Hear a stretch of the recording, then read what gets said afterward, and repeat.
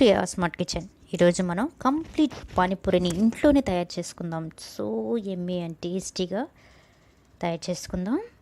కొంచెం దానికి కావాల్సిన పదార్థాలు: ఒక బౌల్లో 1 కప్ ఆఫ్ ఉప్మా రవ్వ లేదంటే సూజీ తీసుకొని పావు కప్పు మైదా కలిపి ఇలా మిక్స్ చేసుకుందాం. మిక్స్ చేసుకుని కొంచెం హాట్ వాటర్ యాడ్ చేసుకుంటూ చపాతీ పిండిలా కలుపుకోవాలి. అంతే అండి, మనకి పూరి తయారైపోయింది. పూరి పిండి తయారైపోయినట్లే.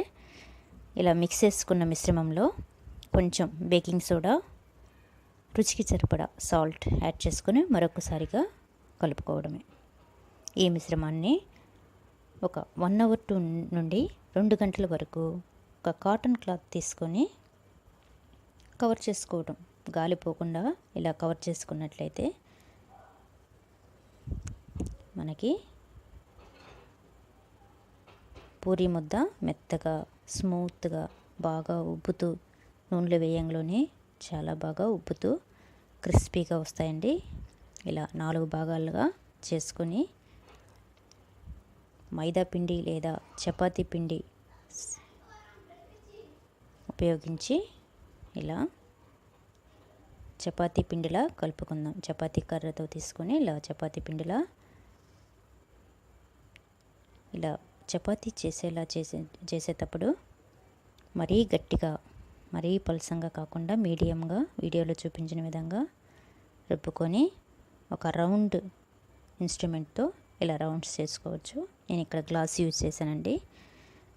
మీకు ఏది అవైలబుల్గా ఉంటే దాంతో ఇలా చేసుకోవచ్చు.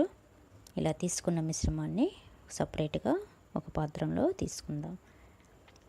అలాగే అన్నింటినీ ఎక్స్ట్రా పిండిని కూడా మనం ఇలా రౌండ్గా చేసుకొని చపాతీలా ఒత్తుకొని చిన్న చిన్న పూరీలు చేసుకోవచ్చండి. సో ఇక్కడ పిండి అంతా యూజ్ అవుతుంది. ఎక్స్ట్రా ఏమీ మనం ఎక్సిట్ చేయడం లేదు. ఇలా అన్నీ తీసుకొని ఒక ప్లేట్లో తీసుకుంటాం. అంతే అండి, పూరీలు రెడీ అయిపోయినట్లే. ఇప్పుడు మనం దానికి తగినట్లుగా డీప్ ఫ్రైకి సరిపడా ఆయిల్ తీసుకొని, అంతే చూడండి, చిన్న చిన్న పూరీలు ఎంత రెడీ అయిపోయాయో. ఇప్పుడు డీప్ ఫ్రై సరిపడా ఆయిల్ తీసుకొని గోల్డెన్ బ్రౌన్ వచ్చే వరకు డీప్ ఫ్రై చేసుకుందాం.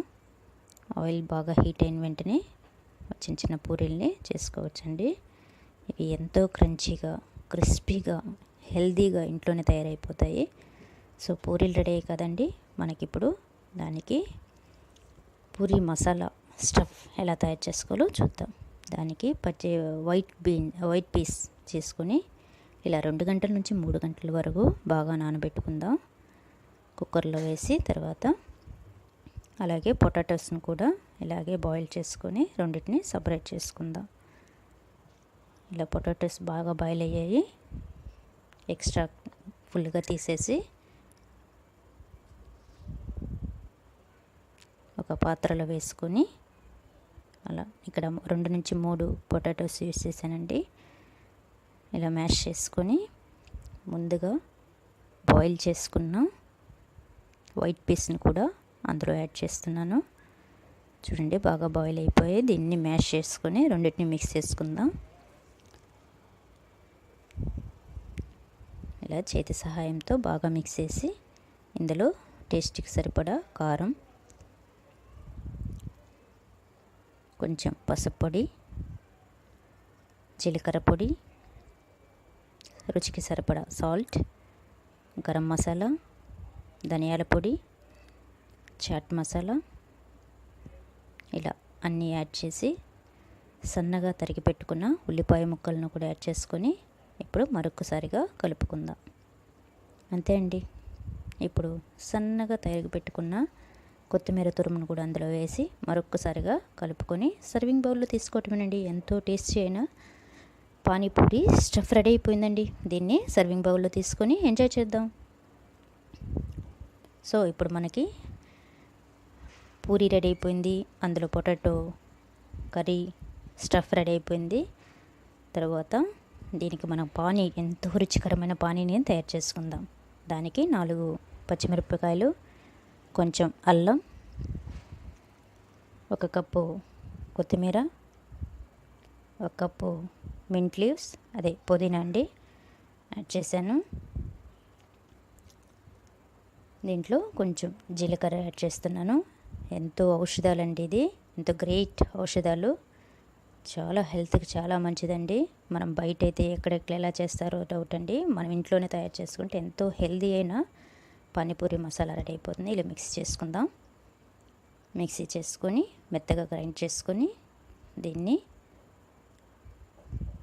స్ట్రైనర్ సహాయంతో బాగా వడగట్టుకుందాం.